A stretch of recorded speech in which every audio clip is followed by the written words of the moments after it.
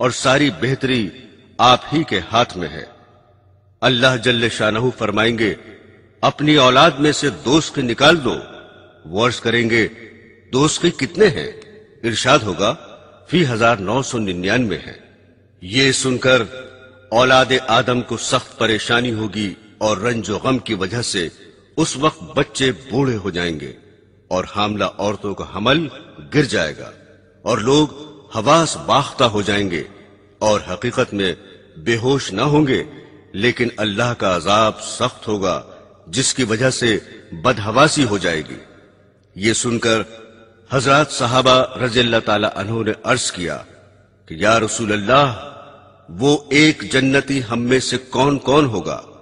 آپ نے فرمایا گھبراؤ نہیں، خوش ہو جاؤ، کیونکہ یہ تعداد اس طرح ہے کہ ایک تم میں سے اور 1000 یاجوج ماجوج ہیں۔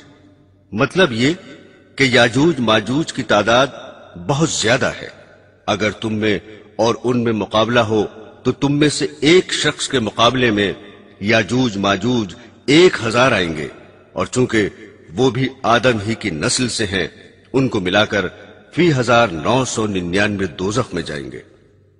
حضرات گرامی، رسول خدا صلی اللہ علیہ وسلم نے فرمایا ہے کہ میں نے جنت میں نظر ڈالی تو اکثر بے پیسہ والے دیکھے، اور میں نے دوزخ پر نظر ڈالی تو اکثر عورتیں دیکھی۔ حضرت ابو سعید خدری رضی اللہ تعالی عنہ سے روایت ہے کہ رسول خدا صلی اللہ علیہ وسلم ایک بار عید یا بقرعید کی نماز کے لیے عیدگاہ تشریف لے جا رہے تھے۔ راستے میں عورتوں پر گزر ہوا تو آپ نے ان کو خطاب کر کے فرمایا اے عورتوں، صدقہ کیا کرو، کیونکہ میں نے دوزخیوں میں اکثر عورتیں دیکھی ہیں۔ عورتوں نے عرض کیا کیوں؟ آپ نے فرمایا کہ لعنت بہت کرتی ہو اور شوہر کی ناشکری کرتی ہو۔ سورہ یونس میں ہے اور جن لوگوں نے برے کام کیے بدی کی سزا اس برائی کے برابر ملے گی اور ان پر ذلت چھا جائے گی، ان کو اللہ کے عذاب سے کوئی نہ بچا سکے گا۔ ان کی بدصورتی کا یہ عالم ہوگا گویا ان کے چہروں پر اندھیری رات کے پرت لپیٹ دیے گئے ہیں۔ اس آیت شریفہ سے معلوم ہوا کہ دوزخیوں کے چہرے انتہائی سیاہ ہوں گے۔ حدیث شریف میں ہے کہ حضرت عبداللہ بن عمر رضی اللہ تعالی عنہ نے فرمایا اگر دوزخیوں میں سے کوئی شخص دنیا کی طرف نکال دیا جائے تو اس کی وحشی صورت کے منظر اور بدبو کی وجہ سے دنیا والے ضرور مر جائیں گے۔ اس کے بعد حضرت عبداللہ رضی اللہ تعالی عنہ بہت روئے۔ ارشاد باری ہے آگ ان کے چہروں کو جھلستی ہوگی اور اس میں ان کے منہ بگڑے ہوں گے۔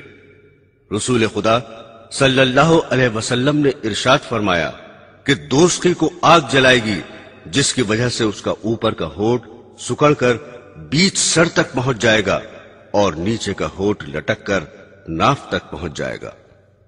حضرت انس رضی اللہ تعالی عنہ فرماتے ہیں کہ رسول خدا صلی اللہ علیہ وسلم نے حضرات صحابہ رضی اللہ تعالی عنہ سے فرمایا اے لوگو، رو اور رو نہ سکو تو رونے کی صورت بناؤ، کیونکہ دوزخی دوزخ میں اتنا روئیں گے کہ ان کے آنسو ان کے چہروں میں نالیاں سی بنا دیں گے۔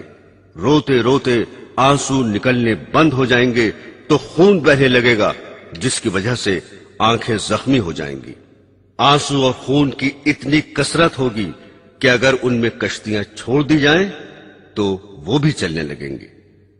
سامعین، رسول خدا صلی اللہ علیہ وسلم نے فرمایا دوزخ میں کافر کے دونوں مونڈوں کے درمیان کا حصہ 3 دن کے راستے کے برابر لمبا ہوگا جبکہ کوئی تیز رفتار سوار چل کر جائے، اور کافر کی داڑھ احد پہاڑ کے برابر ہوگی اور اس کی کھال کی موٹائی 3 دن کے راستے کے برابر ہوگی۔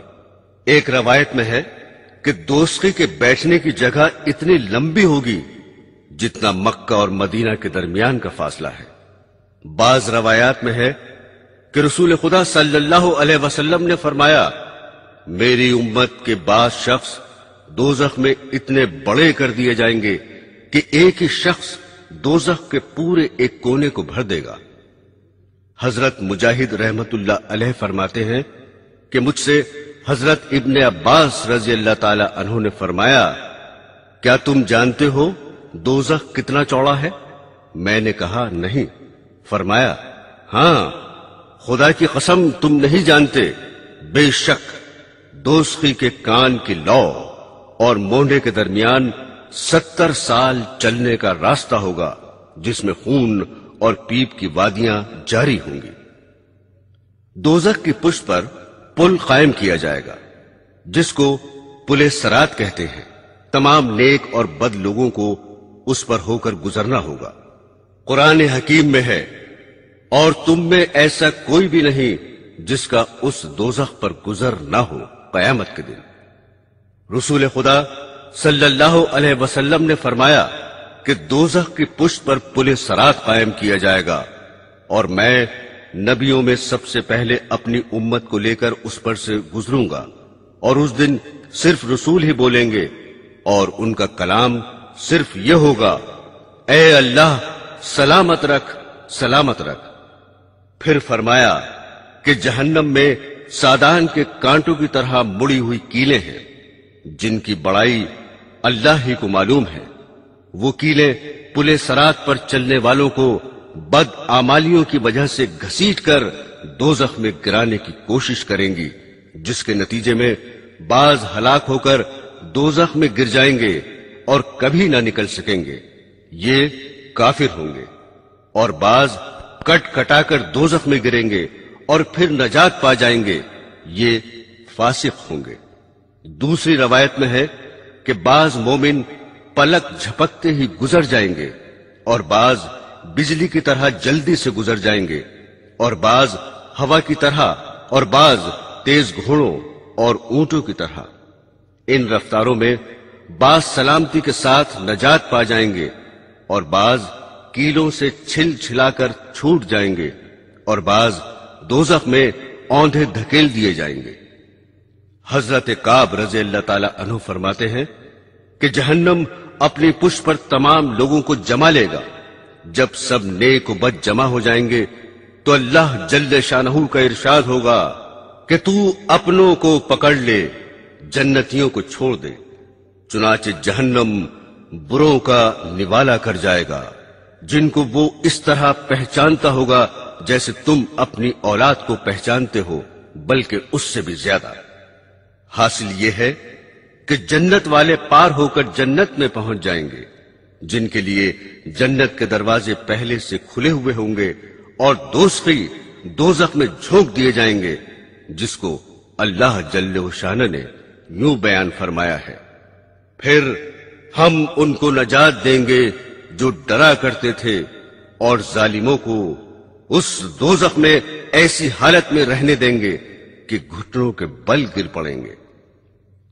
قرآن شریف کی آیات میں دوزخیوں کے داخلے کی کیفیت کئی جگہ بیان کی گئی ہے، جن میں یہ بھی ہے کہ دوزخی پیاس کی حالت میں جہنم رسید کیے جائیں گے، اور دوزخ میں جانے سے پہلے دروازے پر کھڑا کر کے ان سے فرشتے سوال و جواب بھی کریں گے۔ سورہ مریم میں ہے، اور ہم مجرموں کو دوزخ کی طرف پیاسا ہانکیں گے۔ سورہ قمر میں ارشاد باری ہے، جس روز مجرمین منہ کے بل جہنم میں گھسیٹے جائیں گے تو ان سے کہا جاوے گا کہ دوزخ کی آگ کا مزہ چکھو۔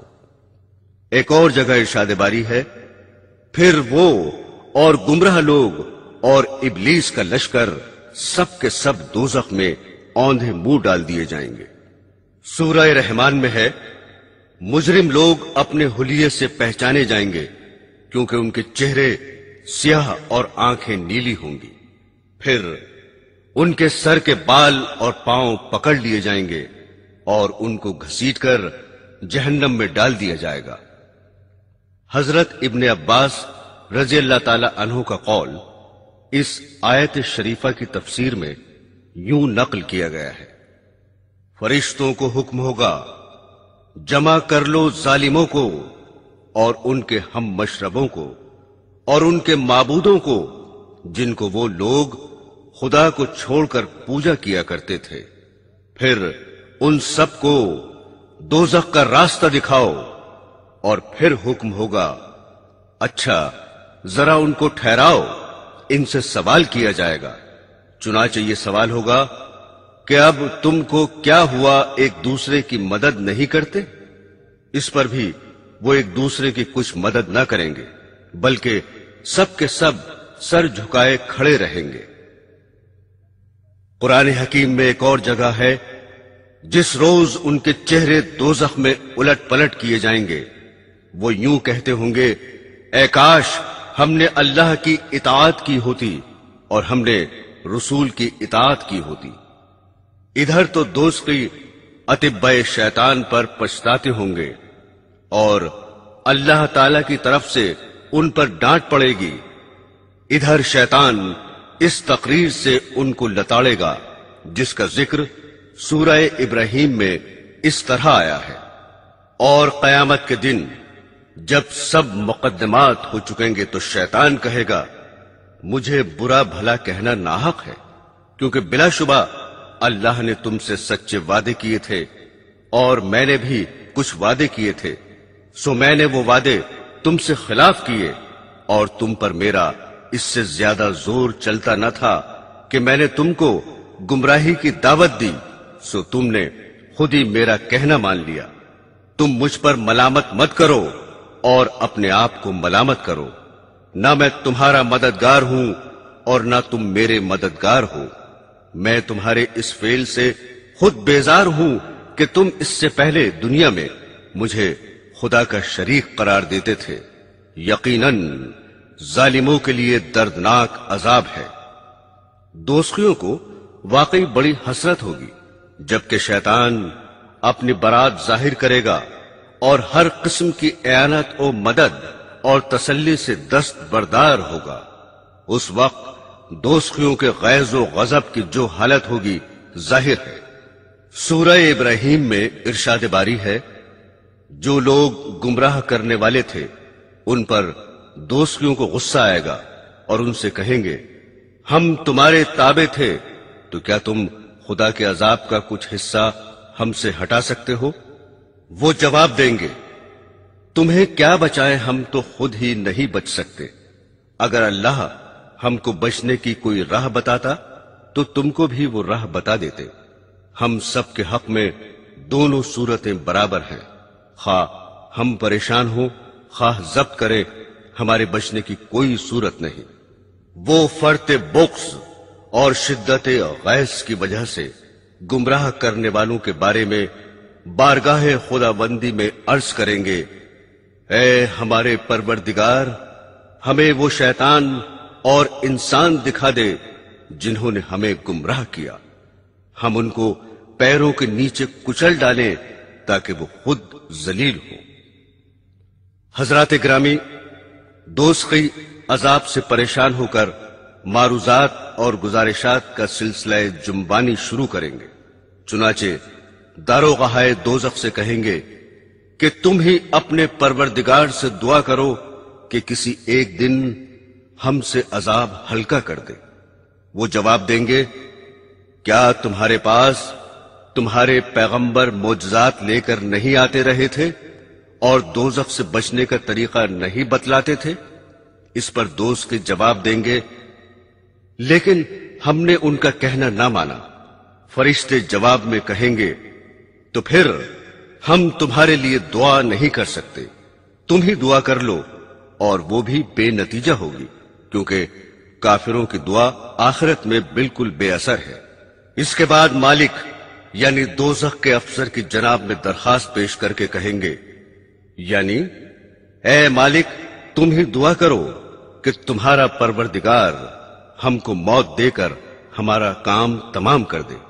वो जवाब देंगे, तुम हमेशा इसी हाल में रहोगे, ना निकलोगे ना मरोगे।